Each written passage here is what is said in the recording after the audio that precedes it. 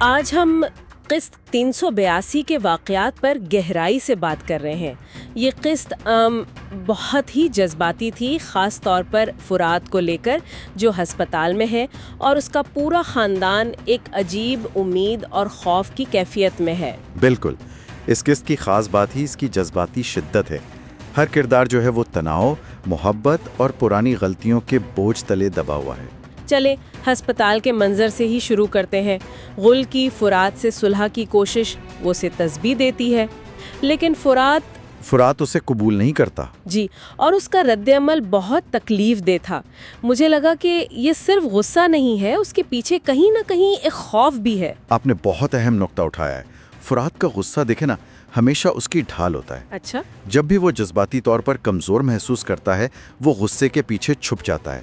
غل کا تحفہ ٹھکرانا مطلب وہ اپنی اندرونی جنگ کا اظہار کر رہا تھا۔ اور پھر جہان کی کوشش اپنے بھائی کو ہنسانے کی، وہ بھی ناکام ہو جاتی ہے۔ وہی تو، وہ کسی بھی قسم کی اپنائیت کو اپنے قریب نہیں آنے دے رہا، کیونکہ اسے لگتا ہے کہ وہ اس کے لائق نہیں۔ اور اسی تناؤ کے بیچ دلان اور باران کی گفتگو ہے۔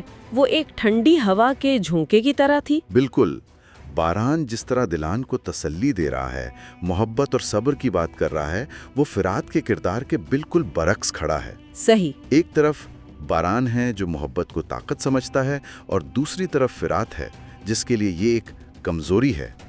جب جودت فرات کے کمرے میں جاتا ہے، وہ منظر بہت بھاری تھا، بہت جذباتی تھا۔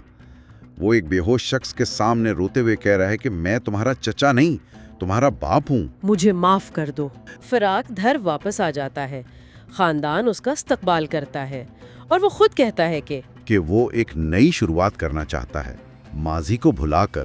جی، وہ خاندان کی بات کرتا ہے، اور یہی تو ستم ظریفی ہے۔ کیسی؟